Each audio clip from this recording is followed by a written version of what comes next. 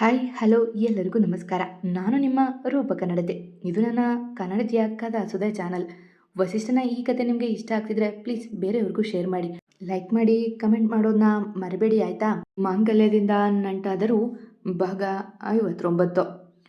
ಬೆಟ್ಟದಂಥ ಸಮಸ್ಯೆ ಮಂಜಿನಂತೆ ಕರಗಿದ್ದ ಖುಷಿ ವಸಿಷ್ಠ ಅವರ ಮನೆಯಲ್ಲೇ. ಖುಷಿಯಲ್ಲಿದ್ದಾಗ ದಿನಗಳು ಓಡುವುದು ತಿಳಿಯದಿಲ್ಲವಂತೆ. ಹಾಗೆ ದಿನಗಳು ಮೆಲ್ಲಗೆ ಉರುಳಿದ್ವು. ಚಂದ್ರಕಾಂತ್ ಶಿವರಾಜ್ ಅವರಿಗೆ ಜೀವಾವಧಿ ಶಿಕ್ಷೆಯನ್ನು ವಿಧಿಸಿದರು. ಅರಸು ಮನೆಯವರಿಗೆ ಎಲ್ಲವ ತಡೆಯಲು ಆಗದಿದ್ರೂ ಮನೆಯ ಮಕ್ಕಳಿಗಾಗಿ ಜೀವನ ನಡೆಸುತ್ತಿದ್ದರು. ಇನ್ನು ಋಷಭ್ ಚಂದ್ರಕಾಂತ್ ಸಂಪಾದಿಸಿದ ಆಸ್ತಿಯನ್ನೆಲ್ಲ ದಾನ ಮಾಡಿ ತಾನು ತಂದೆ ಸಂಪಾದಿಸಿದ್ದ ಆಸ್ತಿಯನ್ನಷ್ಟೇ ಇಟ್ಟುಕೊಂಡಿದ್ದ.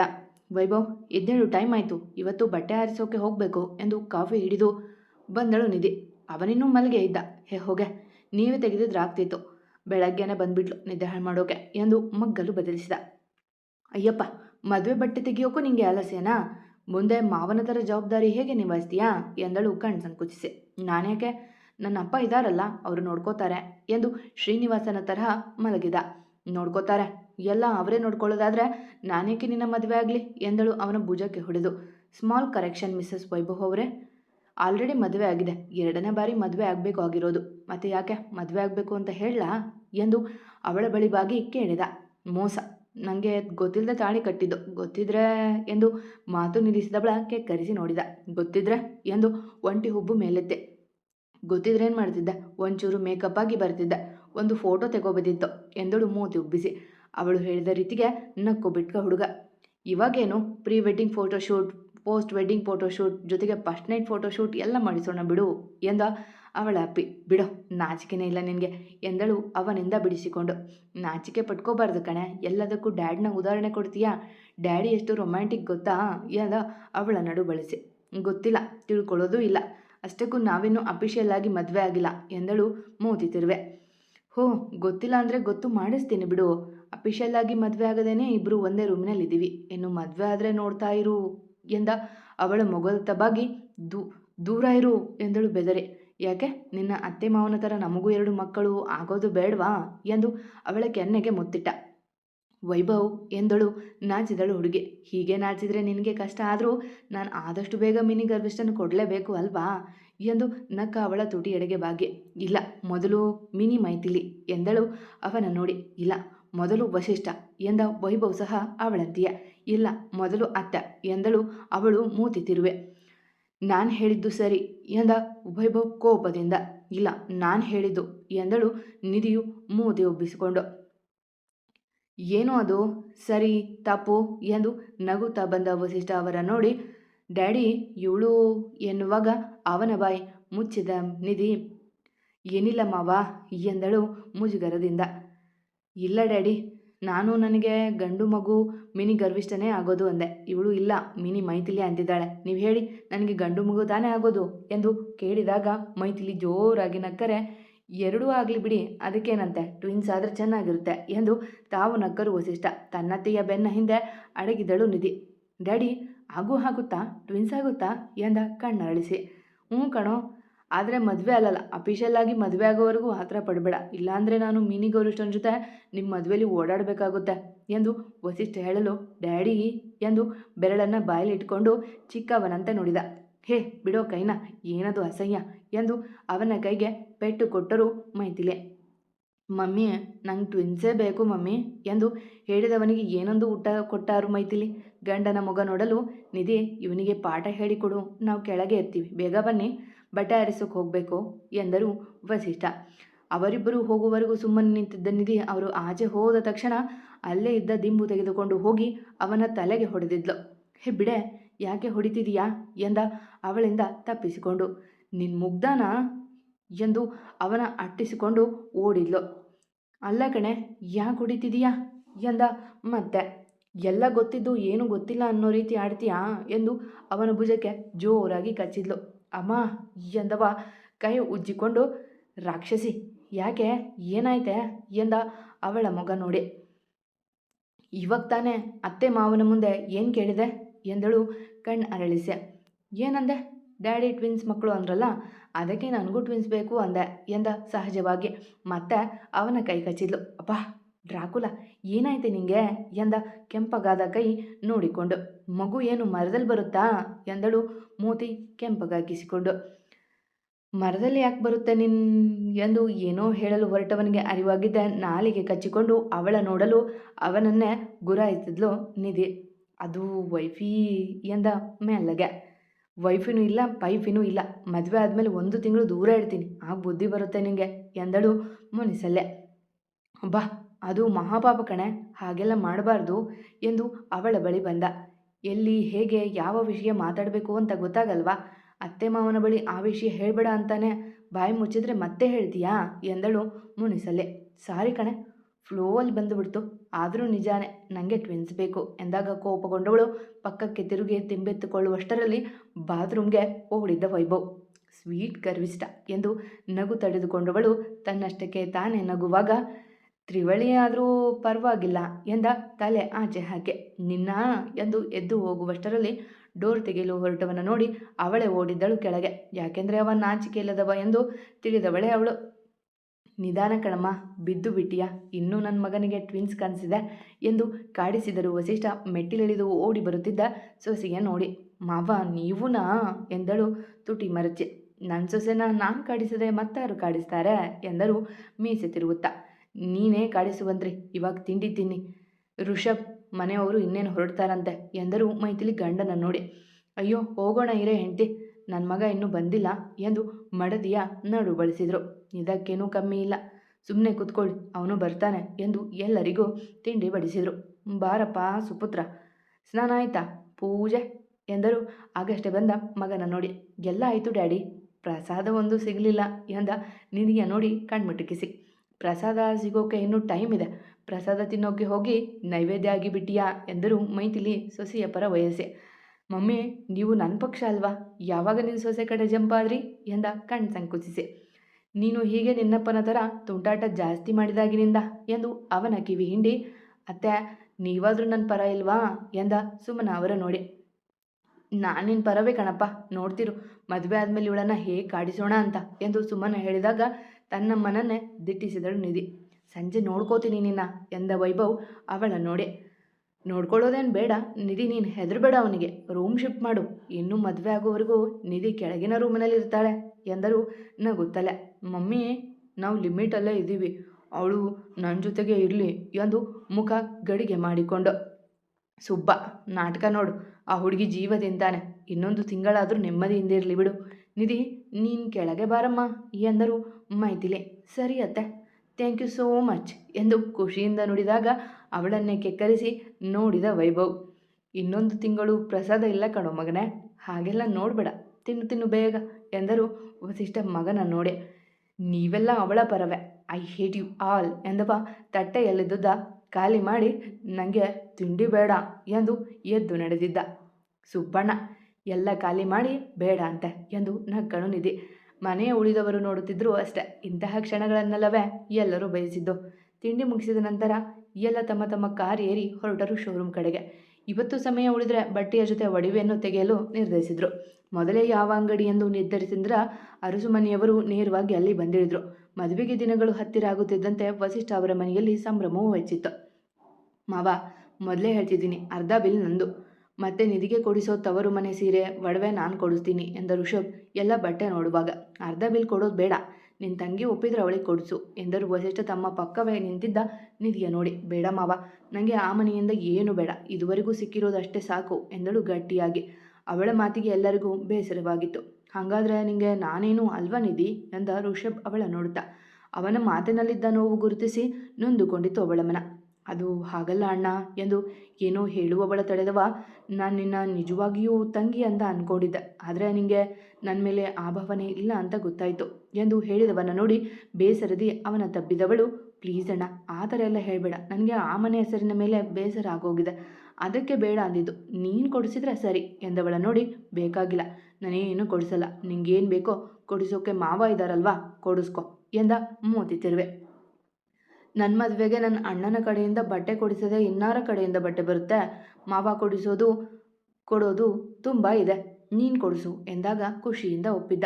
ನಿಮ್ಮ ಡ್ರಾಮಾ ಮುಗ್ದಿದ್ರೆ ಬಟ್ಟೆ ಆರಿಸೋಣ್ವಾ, ಎಲ್ಲ ಕಡೆಯೂ ಆಳೋದೆ ಎಂದು ಮಡದಿಗೆ ರೇಗಿದ ವೈಭವ್. ಗುಂಡಣ್ಣ, ಏನದು ಮಾತು? ನಾವು ಸೀರೆ ಆರಿಸ್ತೀವಿ, ನೀವು ಹೋಗಿ ಸೂಟ್ ಪಂಚೆ ಶರ್ಟ್ ನೋಡೋಗಿ ಎಂದು ಗದರಿದರು ಮೈಥಿಲಿ. ಮಮ್ಮಿ, ನೀವು ಇತ್ತೀಚೆಗೆ ಸೊಸರ ಪರ ಮಾತಾಡ್ತಿದ್ದೀರಾ ಎಂದುವ ನಗುತ್ತಿದ್ದ ನಿಧಿ ಎದುರುಗುಟ್ಟಿ, ಬನ್ನಿ ಬಾವ ಹೋಗೋಣ ಎಂದು ಋಷಭ್ನನ್ನ ಕರೆದುಕೊಂಡು ಹೋದ. ನಿಧಿ, ಸಿಂಪಲ್ ಇರೋ ಸೀರೆಗಳನ್ನು ಸ್ವಲ್ಪ ತಗೋ, ಮನೆಯಲ್ಲಿ ಹಾಕೋಕೆ, ಆಮೇಲೆ ಬೇಕಿದ್ರೆ ಮತ್ತೆ ಶಾಪಿಂಗ್ ಮಾಡುವಂತ್ರಿ. ಆಮೇಲೆ ಧಾರೆಗೆ ಶಾಸ್ತ್ರಗಳಿಗೆ ಅಂತ ಒಂದು 5-6 ರೇಷ್ಮೆ ಸೀರೆ, ರಿಸೆಪ್ಷನ್ಗೆ ಲೆಹಂಗಾ ತಗೊಳ್ಳಿ, ಜೊತೆಗೆ ನಿಮಗೆ ಇಷ್ಟ ಆಗೋ ಡ್ರೆಸ್ನ ತಗೊಳ್ಳಿ.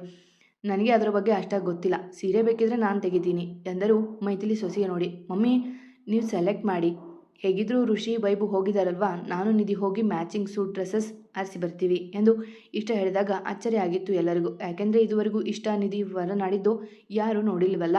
ಸರಿ ಇಷ್ಟ, ಆದರೆ ನನಗೆ ಅಷ್ಟಾಗಿ ಗೊತ್ತಿಲ್ಲ, ನಿಧಿಗೆ ನೀನೇ ಸೆಲೆಕ್ಟ್ ಮಾಡು ಎಂದು ಹೇಳಿದಾಗ ತಲೆ ಆಡಿಸಿದವಳು ಅಲ್ಲೊಬ್ಬ ಕೆಲಸಗಾರರ ಕರೆದು ಬ್ರೈಡಲ್ ಕಲೆಕ್ಷನ್ ಇರುವ ಜಾಗ ಕೇಳಿ ಅಂತ ನಾಡಿದ್ಲು. ಆಗಷ್ಟೇ ಒಂದು ದುಬಾರಿ ಸೂಟ್ ನೋಡಿ ಫೈನಲ್ ಮಾಡಿದ್ದ ವೈಭವ್.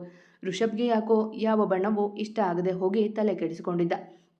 ಡ್ಯಾಡಿ, ರಿಸೆಪ್ಷನ್ಗೆ ಒಂದು ಥೀಮ್ ಮಾಡೋಣ, ಪಿಂಕ್ ಕಾಮನ್ ಆಗಿದೆ, ವೈಟ್ ಸಹ, ಅದಕ್ಕೆ ನಾವು ಪಿಂಕ್ ಮತ್ತು ಪರ್ಪಲ್ ಮಿಕ್ಸ್ ಆಗಿರೋ ಬಟ್ಟೆ ತೆಗೆಯೋಣ.